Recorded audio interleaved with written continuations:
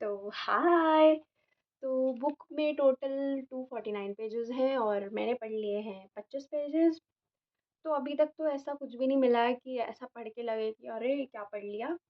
वैसे टेक्निकली देखा जाए तो ये मेरी दूसरी हिंदी नॉवल है। मैंने इससे पहले इंग्लिश वाली पढ़ी है। कोई शो ऑफ नहीं कर रही, बट हिंदी से उतना मतलब फेमिलियर नहीं हूँ। मुझे आधे वर्ड्स तो समझ भी नहीं आ रहे। मतलब शर्म आनी चाहिए इंडिया में रह के, मतलब हिंदी मेरी मातृभाषा है फिर भी। पर ठीक है। इस बुक की सबसे अच्छी बात ये है कि इसमें जो डिस्क्रिप्शन दिया हुआ है चीज़ों का, लोगों का, सिनेरियो का, वो काफ़ी अच्छा दिया है। जैसे फर्स्ट ही पेज पे जो डिस्क्रिप्शन दिया है वो इलाहाबाद का डिस्क्रिप्शन दिया है। तो मैं थोड़ा सा पढ़ के बताती हूँ, अगर मेरे प्रोनाउंसिएशन ख़राब हो तो माफ़ी। तो हाँ। दोपहरे अंगारे तो शामें रेशमी, धरती ऐसी कि सहारा के रेगिस्तान की तरह बालू भी मिले, मलबा इस तरह की हरे भरे खेत भी मिले और उस पर परती की भी कमी नहीं। सचमुच लगता है कि प्रयाग का नगर देवता सर्व स्वर्ग कुंजों से निवासित कोई मनमौजी कलाकार है, जिसके सृजन में हर रंग के डोरे हैं।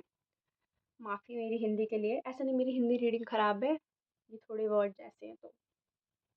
बाकी पहले पेज पे तो हमें सिर्फ इलाहाबाद का डिस्क्रिप्शन मिलता है जो कि काफ़ी अच्छा था। फिर अगले पेज पे हमें चंद्र का डिस्क्रिप्शन मिलता है जो कि मेन कैरेक्टर है।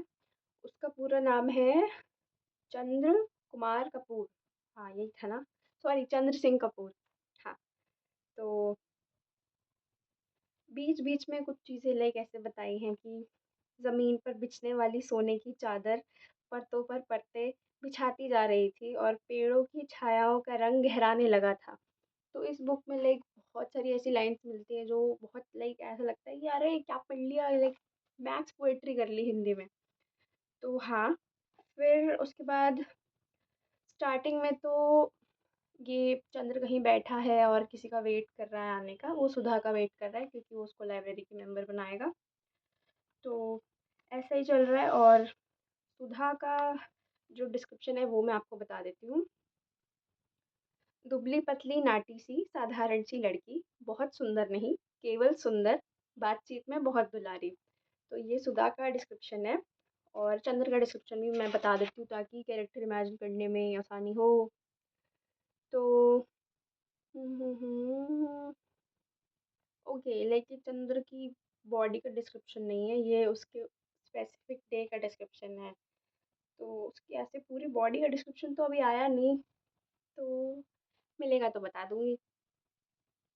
बाकी अभी तक चंद्र और सुधा का रिलेशन क्या है ये मैं बता देती हूँ आपको।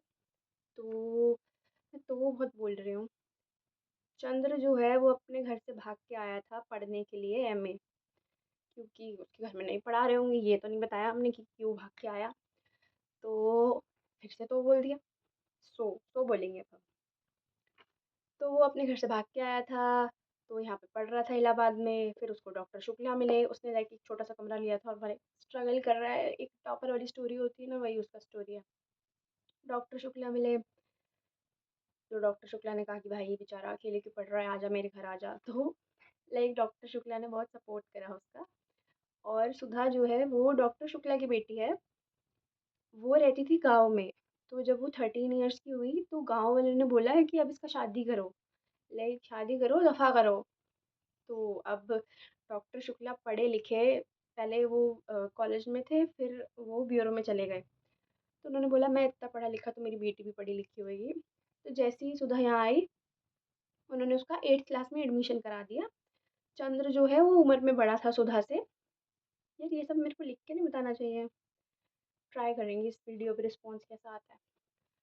तो फिर चंद्र जो है वो सुधा से बड़ा था, तो सुधा थोड़ा उससे लाइक डरती थी कि वैसे टेक्निकली तो इनको भाई बहन बन जाना चाहिए था, बट ठीक है। तो आगे देखते क्या होता है। मैंने चंद्र सुधा का रिलेशनशिप बता दिया। Chandra is a chill guy, like जहाँ ज़रूरत है बोलने की वहीं बोलो। और सुधा और चंद्र का रिलेशन कैसा है कि नोक झोंक वाला। अरे तूने ये कर दिया, तू ऐसी लग रही है, तेरी दोस्त वैसी, तेरे दोस्त ऐसे। तो उस तरह का लाइक क्यूट सा नोक झोंक वाला। तो अभी तक तो नहीं ऐसा कुछ मिला है कि बहुत अच्छा हो। मिलेगा तो फिर देखते हैं। Bye bye.